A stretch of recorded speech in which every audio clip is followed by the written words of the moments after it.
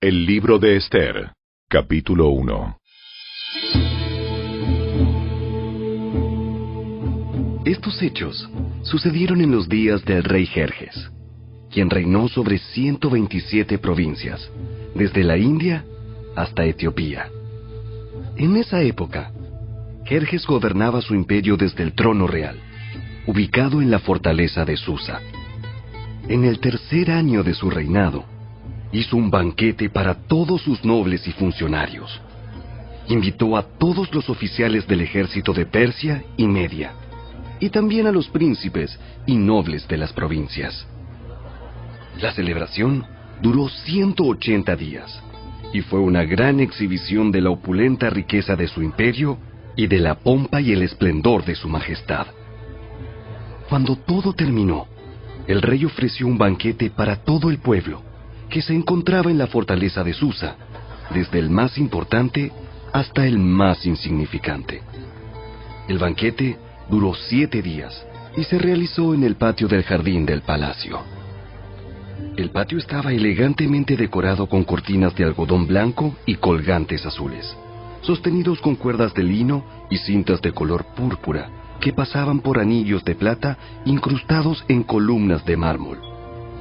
Había divanes de oro y de plata sobre un piso de mosaicos de cuarzo, mármol, nácar y otras piedras costosas. Las bebidas se servían en copas de oro de distintos diseños, y había vino real en abundancia, lo cual reflejaba la generosidad del rey. Por decreto del rey, no había límite de consumo, porque el rey había dado instrucciones a todos los empleados del palacio de que sirvieran a cada hombre cuanto quisieran. Al mismo tiempo, la reina Vasti hizo un banquete para las mujeres en el palacio real del rey Jerjes. Al séptimo día de la fiesta, cuando el rey Jerjes estaba muy alegre a causa del vino, les ordenó a los 7 eunucos que lo servían, Meumán, Vista, Carbona, Victa, Abacta, Setar y Carcas, que le trajeran a la reina Vasti con la corona real en la cabeza.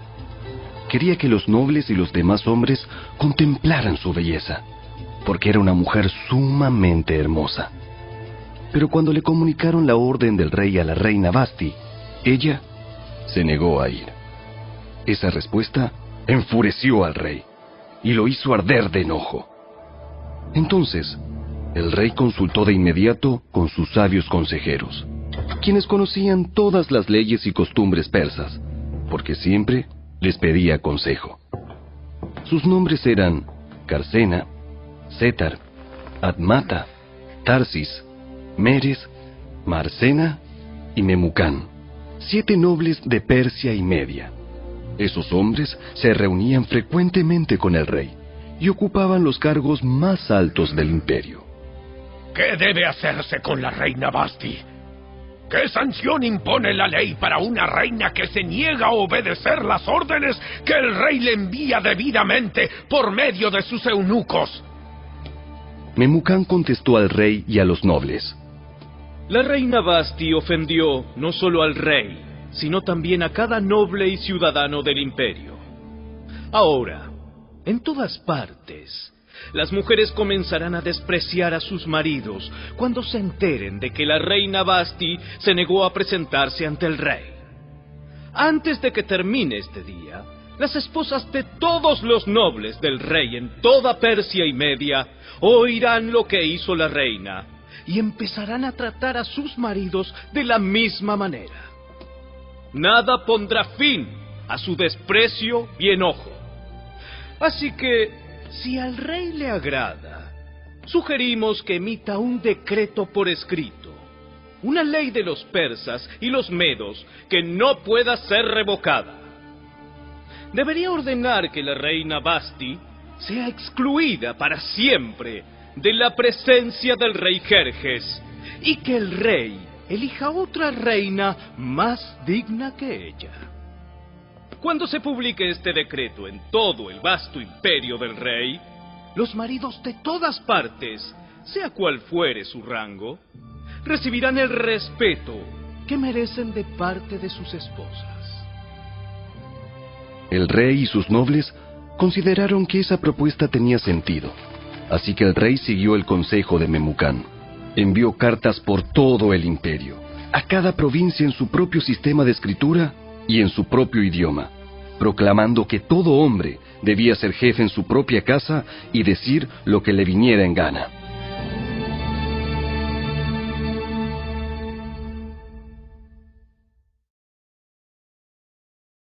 Capítulo 2.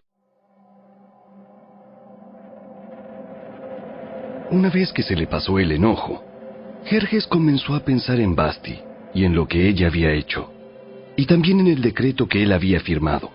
Así que sus asistentes personales sugirieron lo siguiente: busquemos en todo el imperio jóvenes hermosas y vírgenes para el rey.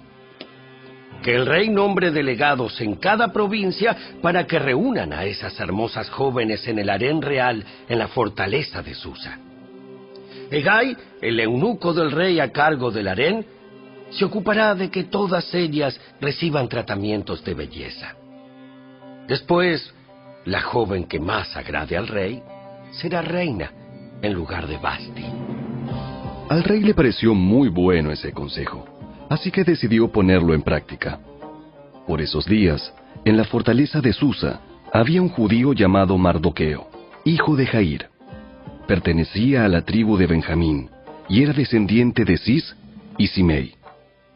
Su familia había estado entre los que, junto con Joaquín, rey de Judá, fueron desterrados de Jerusalén y llevados a Babilonia por el rey Nabucodonosor. Mardoqueo tenía una prima joven muy hermosa y atractiva, que se llamaba Hadasa, a la cual también le decían Ester. Cuando el padre y la madre de ella murieron, Mardoqueo la adoptó, la integró a su familia y la crió como su propia hija. Como resultado del decreto del rey, Ester, junto con muchas otras jóvenes, fue llevada al harén del rey en la fortaleza de Susa y entregada al cuidado de Hegai. Hegai quedó muy impresionado con Ester y la trató con mucha amabilidad. Enseguida ordenó que le prepararan una dieta especial y se le hicieran tratamientos de belleza. También le asignó 7 doncellas escogidas especialmente del palacio del rey, y la trasladó junto con ellas al mejor lugar del harén. Ester no le había revelado a nadie su nacionalidad ni su trasfondo familiar porque Mardoqueo le había ordenado que no lo hiciera. Todos los días, Mardoqueo daba un paseo cerca del patio del harén para averiguar cómo estaba Ester y qué le sucedía. Antes de ser llevada a la cama del rey, a cada joven se le hacían obligatoriamente tratamientos de belleza durante 12 meses. Los primeros 6 con aceite de mirra y los siguientes con perfumes y ungüentos especiales.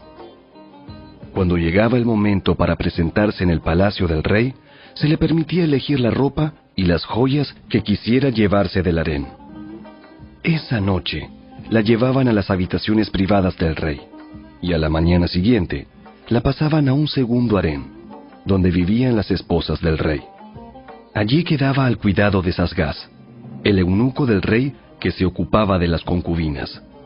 Jamás volvía a la presencia del rey a menos que a él le hubiera agradado de manera especial y la mandara a llamar por su nombre.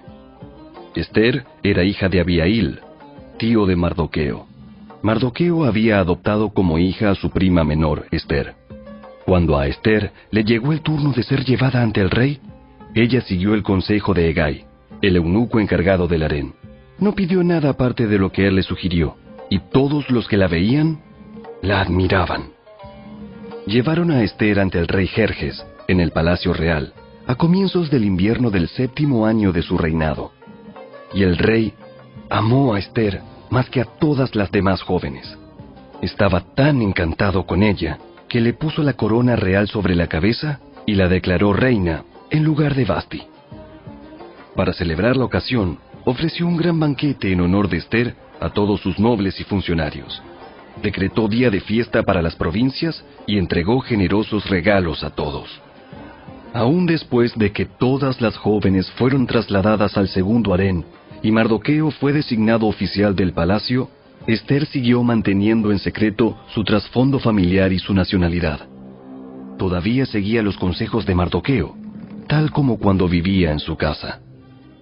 Cierto día, mientras Mardoqueo estaba de guardia en la puerta del rey, dos de los eunucos del rey, Bigtana y Teres, guardias que custodiaban la entrada a las habitaciones privadas del rey, se enojaron con el rey Jerjes y conspiraron para asesinarlo. Pero Mardoqueo se enteró del complot y le pasó la información a la reina Ester. Entonces ella se lo contó al rey y le dio el crédito a Mardoqueo por la noticia. Cuando se hizo la investigación y se confirmó que lo que decía Mardoqueo era cierto, los dos hombres fueron atravesados con un poste afilado. Todo el suceso quedó registrado en el libro de la historia del reinado del rey Jerjes.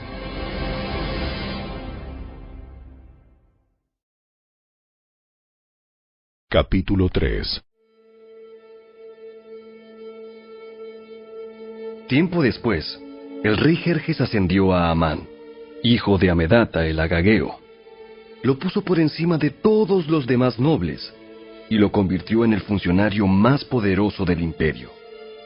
Todos los funcionarios del rey se inclinaban ante Amán en señal de respeto cada vez que él pasaba porque el rey lo había ordenado. Pero Mardoqueo se negó a inclinarse ante él o a rendirle homenaje. Entonces, los funcionarios del palacio, que estaban a la puerta del rey, le preguntaron a Mardoqueo: ¿Por qué desobedeces la orden del rey? Todos los días le hablaban de lo mismo, pero aún así, él se negaba a cumplir la orden. Entonces le informaron a Amán para saber si él toleraría la conducta de Mardoqueo, ya que Mardoqueo les había dicho que era judío. Cuando Amán vio que Mardoqueo no se inclinaba ante él, ni le rendía homenaje, se llenó de furia. Como se había enterado de la nacionalidad de Mardoqueo, decidió que no bastaba con matar solamente a él. Entonces, buscó la forma de destruir a todos los judíos a lo largo y ancho del imperio de Jerjes. Así que, en el mes de abril, durante el año 12 del reinado de Jerjes, echaron el plan a suertes en presencia de Amán. Las suertes se llamaban Purim, a fin de determinar cuál era el mejor día y mes para llevar a cabo el plan. Se escogió el día 7 de marzo, casi un año después.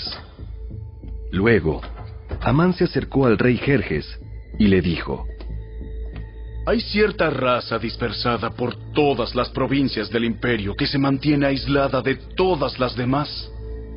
Tienen leyes diferentes de los demás pueblos y se niegan a obedecer las leyes del rey. Por lo tanto, no conviene a los intereses del rey que ese pueblo siga con vida. Si al rey le agrada, emita un decreto para destruirlos, y yo donaré 10,000 bolsas grandes de plata a los administradores del imperio para que los depositen en la tesorería del reino.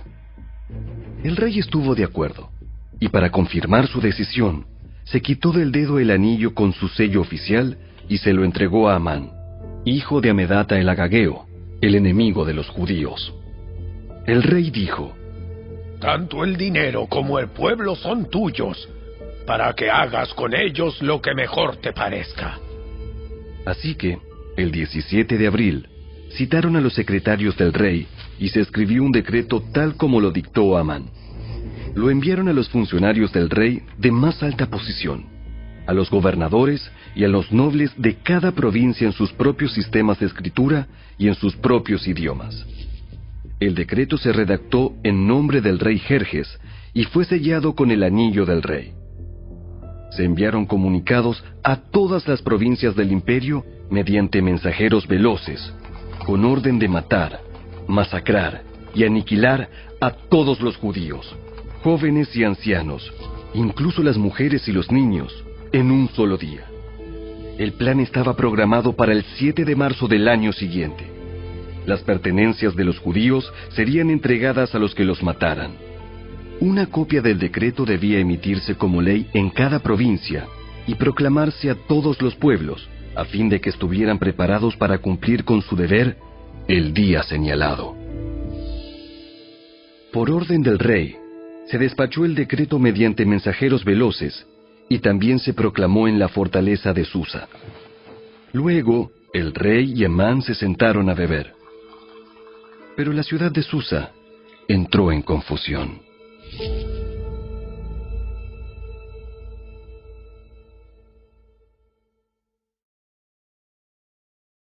Capítulo 4. Cuando Mardoqueo se enteró de todo lo que había ocurrido, se rasgó su ropa, se vistió de tela áspera, se arrojó ceniza y salió por la ciudad llorando a gritos con un amargo lamento. Llegó hasta la puerta del palacio, porque no se permitía que nadie entrara por la puerta del palacio vestido de luto. A medida que la noticia del decreto real llegaba a todas las provincias, había más duelo entre los judíos. Ayunaban, lloraban y se lamentaban, y muchos se vestían con tela áspera y se acostaban sobre ceniza. Cuando las doncellas y los eunucos de la reina Ester se le acercaron y le contaron lo de Mardoqueo, ella se angustió profundamente. Le envió ropa para reemplazar la tela áspera, pero él la rechazó. Luego, Ester llamó a Atac, uno de los eunucos del rey que había sido designado como su asistente.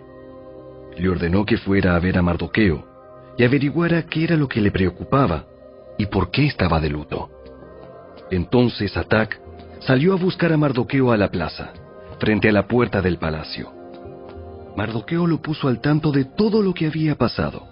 Hasta le dijo el monto exacto de dinero que Amán había prometido depositar en la tesorería del reino para la destrucción de los judíos. Mardoqueo le entregó a Atac una copia del decreto emitido en Susa, que ordenaba la muerte de todos los judíos. Le pidió a Atac que se lo mostrara a Ester y le explicara la situación. También le pidió a Atac que la exhortara a presentarse ante el rey para suplicarle compasión e interceder a favor de su pueblo. Así que Atac volvió a Ester con el mensaje de Mardoqueo. Entonces Ester le ordenó a Atac que volviera a ver a Mardoqueo y le diera el siguiente mensaje. Todos los funcionarios del rey e incluso la gente de las provincias saben que cualquiera que se presenta ante el rey en el patio interior sin haber sido invitado está condenado a morir, a menos que el rey le extienda su cetro de oro, y el rey no me ha llamado a su presencia en los últimos 30 días. Así que a Atac le dio el mensaje de Ester a Mardoqueo. Mardoqueo le envió la siguiente respuesta a Ester. No te creas que por estar en el palacio escaparás cuando todos los demás judíos sean asesinados. Si te quedas callada en un momento como este, el alivio y la liberación para los judíos surgirán de algún otro lado, pero tú y tus parientes morirán. ¿Quién sabe si no llegaste a ser reina precisamente para un momento como este? Entonces, Ester envió la siguiente respuesta a Mardoqueo. Ve y reúne a todos los judíos que están en Susa y hagan ayuno por mí. No coman ni beban durante 3 días, ni de noche ni de día. Mis doncellas y yo haremos lo mismo. Entonces, aunque es contra la ley, entraré a ver al rey. Si tengo que morir, moriré. Así que Mardoqueo se puso en marcha e hizo todo tal como Ester le había ordenado.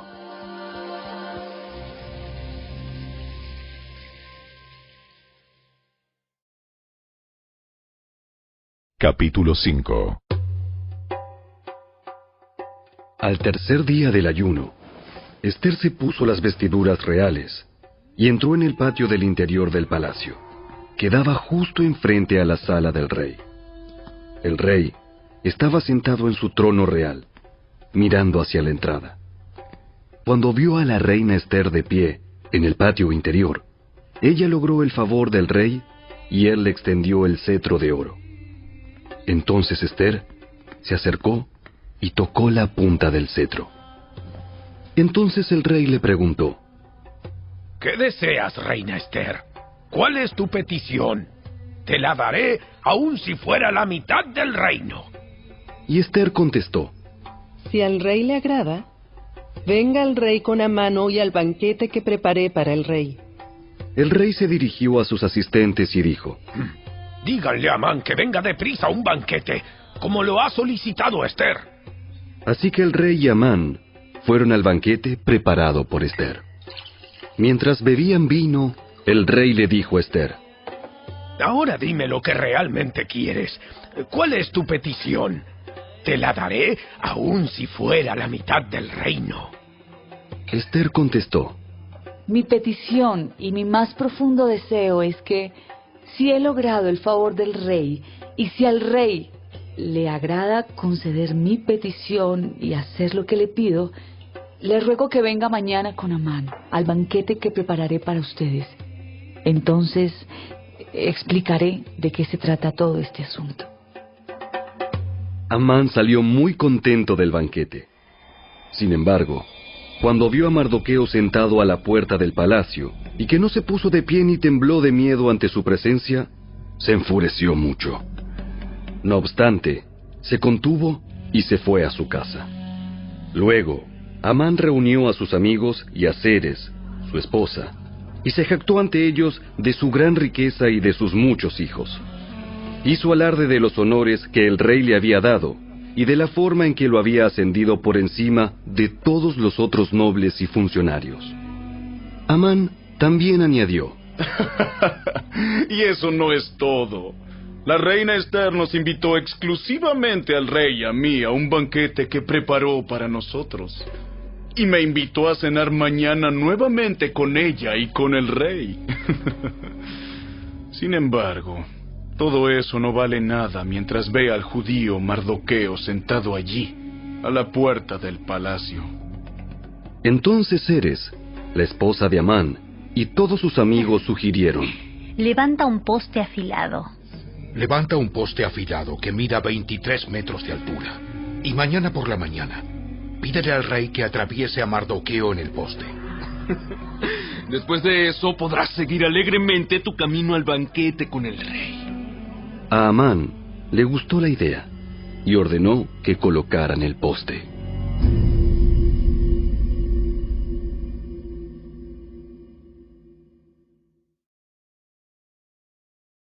Capítulo 6. Esa noche, el rey no podía dormir. Entonces ordenó a un asistente que le trajera el libro de la historia de su reino para que se lo leyeran. En los registros, descubrió el relato de cuando Mardoqueo informó del complot que Bigtana y Teres, dos de los eunucos que cuidaban la puerta de las habitaciones privadas del rey, habían tramado para asesinar al rey Jerjes. ¿Qué recompensa o reconocimiento le dimos a Mardoqueo por este acto? Sus asistentes contestaron: Nunca se ha hecho nada. ¿Quién está en el patio exterior? Resulta que Amán acababa de llegar al patio exterior del palacio para pedirle al rey que atravesara a Mardoqueo en el poste que había preparado. Entonces, los asistentes contestaron al rey: Es Amán el que está en el patio. ¡Háganlo pasar! Entonces, Amán entró, y el rey dijo: ¿Qué debo hacer para honrar a un hombre que verdaderamente me agrada? Amán pensó para sí: ¿A quién querría honrar el rey más que a mí? Así que contestó: Si el rey desea honrar a alguien, debería sacar uno de los mantos reales que haya usado el rey, y también un caballo que el propio rey haya montado. Uno que tenga un emblema real en la frente. Que el manto y el caballo sean entregados a uno de los funcionarios más nobles del rey, y que esta persona se asegure de que vistan con el manto real al hombre a quien el rey quiere honrar, y lo paseen por la plaza de la ciudad en el caballo del rey. Durante el paseo, que el funcionario anuncie a viva voz: esto es lo que el rey hace a quien él quiere honrar.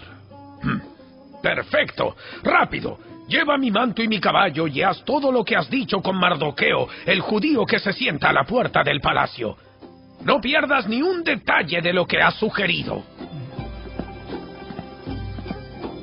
Entonces Amán tomó el manto y se lo puso a Mardoqueo.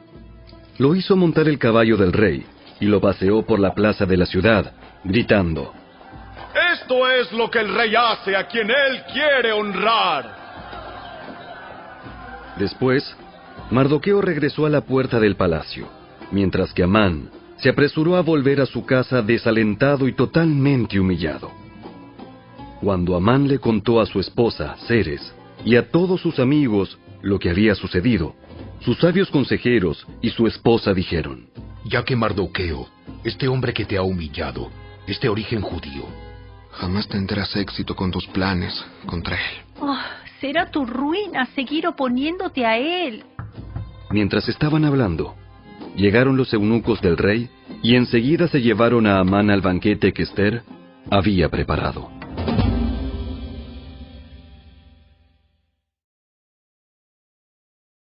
Capítulo 7. Entonces el rey y Amán fueron al banquete de la reina Ester. En esta segunda ocasión, mientras bebían vino, el rey volvió a decir a Ester: Dime lo que desees, reina Ester. ¿Cuál es tu petición? Yo te la daré, aun si fuera la mitad del reino.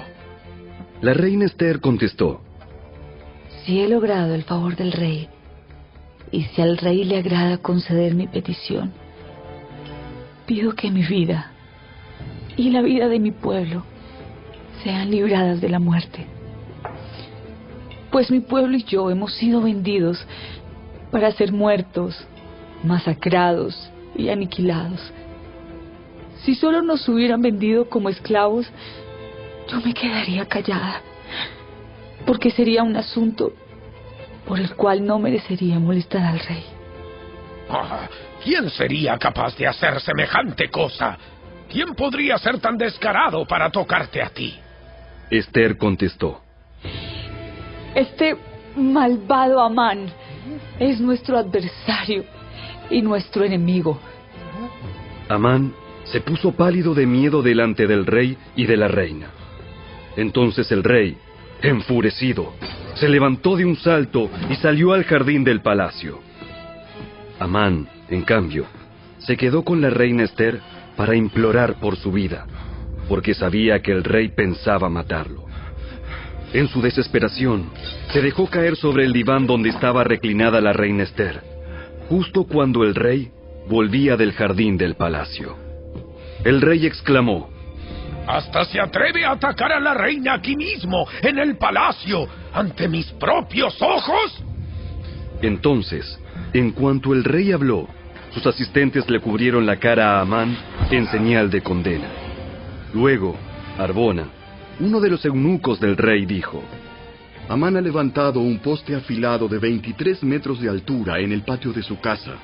Tenía pensado utilizarlo para atravesar a Mardoqueo, el hombre que salvó al rey de ser asesinado. ¡Que atraviesen a Amán en ese poste! Entonces, atravesaron a Amán con el poste que había levantado para Mardoqueo, y la furia del rey se calmó.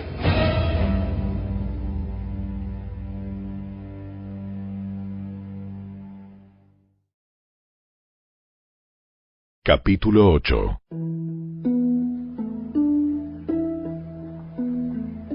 Ese mismo día, el rey Jerjes entregó a la reina Ester las propiedades de Amán, el enemigo de los judíos. Luego, llevaron a Mardoqueo ante el rey, porque Ester le había contado al rey el parentesco que había entre ellos. El rey se quitó el anillo con su sello oficial, el cual había recuperado de Amán, y se lo dio a Mardoqueo. Y Ester nombró a Mardoqueo como encargado de las propiedades de Amán. Luego Ester volvió a presentarse ante el rey, cayó a sus pies y le suplicó con lágrimas que detuviera el plan siniestro que Amán, el agageo, había conspirado contra los judíos. Nuevamente el rey extendió su cetro de oro hacia Ester, de modo que ella se levantó y permaneció de pie delante de él. Ester dijo: Si al rey le place y yo he logrado su favor, y si al rey le parece correcto y yo le resulto agradable, que se emita un decreto que anule las órdenes de Amán, hijo de Amedata, el agageo, quien ordenó la destrucción de los judíos en todas las provincias del rey. Pues, ¿cómo podría soportar ver a mi pueblo y a mi familia ser masacrados y destruidos? Entonces el rey Jerjes dijo a la reina Ester y a Mardoqueo, el judío: Le he dado a Esther las propiedades de Amán, a quien atravesaron en un poste porque trató de destruir a los judíos. Ahora envíen un mensaje a los judíos en nombre del rey, que exprese lo que ustedes quieran, y séllenlo con el anillo del rey. Sin embargo, recuerden que todo lo que ya se ha escrito en nombre del rey, y lo que se ha sellado con su anillo, jamás puede ser revocado. Así que, el 25 de junio, reunieron a los secretarios del rey, y se escribió un decreto tal como Mardoqueo lo dictó. Lo enviaron a los judíos y a los funcionarios de más alta posición, a los gobernadores y a los nobles de las 127 provincias, que se extendían desde la India hasta Etiopía. Este decreto se escribió en los propios sistemas de escritura y en los propios idiomas de cada pueblo del imperio, incluido el de los judíos. El decreto se redactó en nombre del rey Jerjes y fue sellado con el anillo del rey. Mardoqueo envió los comunicados por medio de los mensajeros veloces, quienes montaban caballos rápidos, criados especialmente para el servicio del rey. El decreto del rey les daba autoridad a los judíos de todas las ciudades para unirse y defender su vida. Se les permitía matar, masacrar y aniquilar a cualquiera, de cualquier nacionalidad o provincia, que los atacara a ellos o a sus esposas e hijos. También podían apoderarse de los bienes de sus enemigos. El día escogido para llevar a cabo esa acción en todas las provincias del rey Jerjes fue el 7 de marzo del año siguiente. En cada provincia debía emitirse una copia de ese decreto como ley y proclamarse a todos los pueblos, para que los judíos estuvieran preparados para vengarse de sus enemigos el día señalado. Así que, impulsados por el mandato del rey, los mensajeros salieron a toda prisa sobre caballos rápidos, criados para el servicio del rey. Este mismo decreto también se proclamó en la fortaleza de Susa. Luego, Mardoqueo salió de la presencia del rey vestido con el manto real azul y blanco, con una gran corona de oro y con una capa de púrpura y lino de la más alta calidad. La gente de Susa también celebró el nuevo decreto, y los judíos se llenaron de gozo y alegría y recibieron honra en todas partes. En cada provincia y ciudad, en cada lugar donde llegaba el decreto del rey, los judíos se alegraban mucho, festejaban a lo grande y declararon el día feriado y de celebración. También, muchas personas del territorio se hicieron judíos por temor a lo que pudieran hacerles los judíos.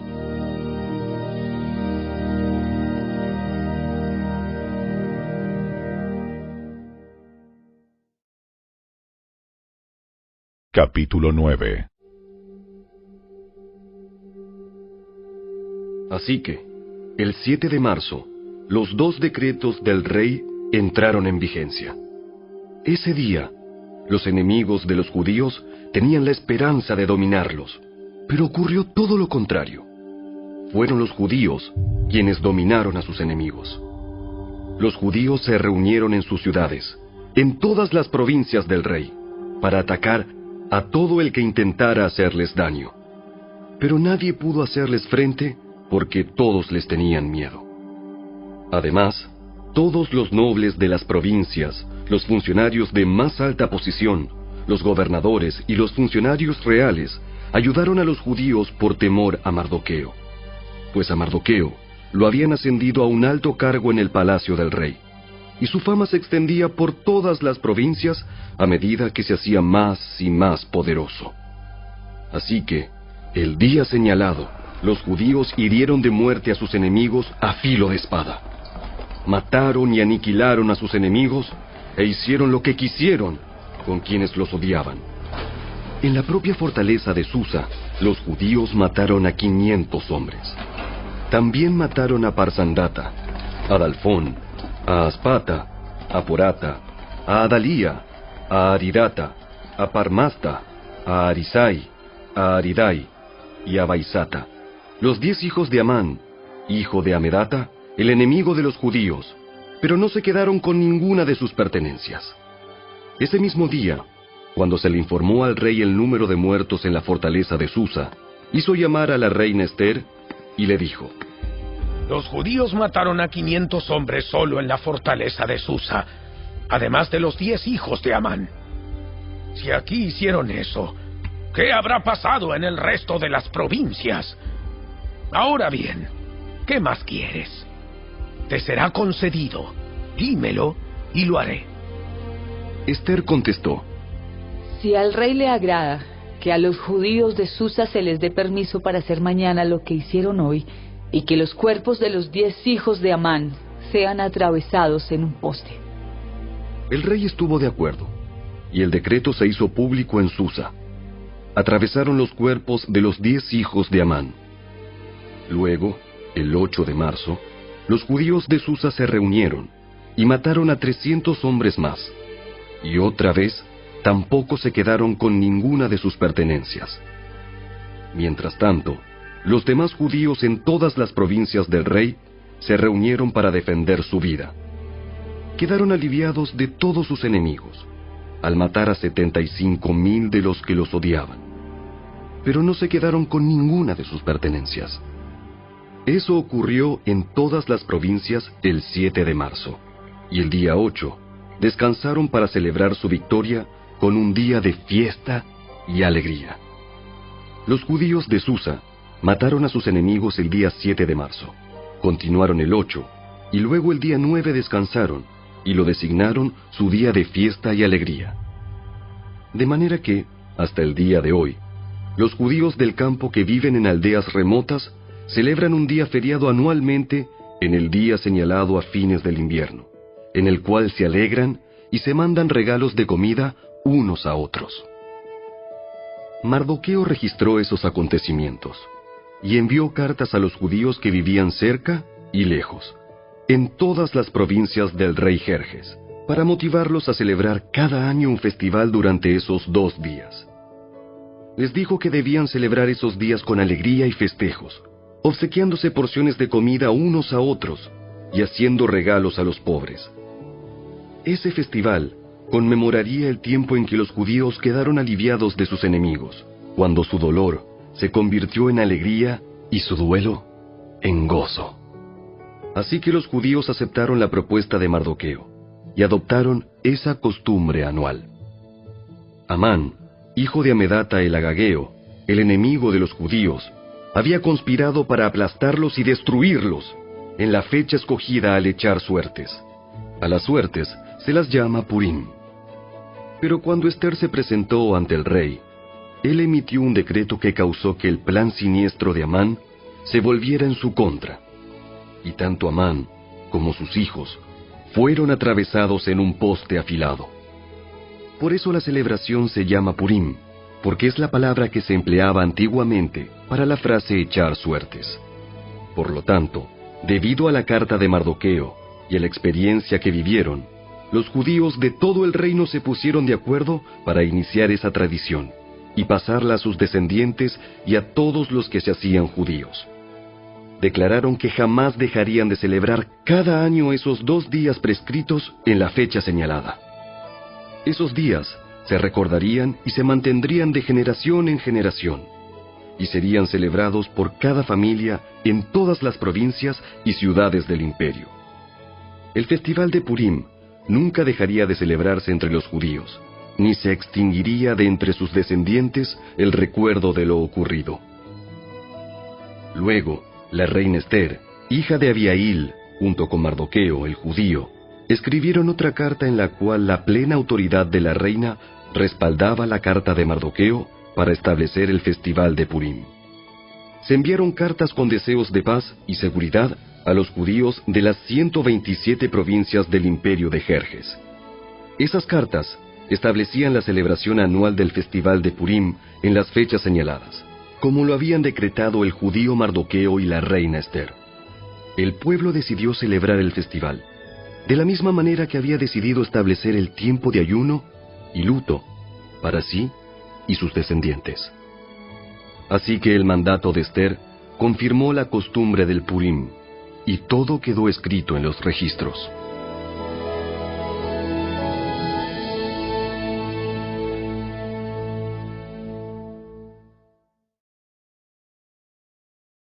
Capítulo 10.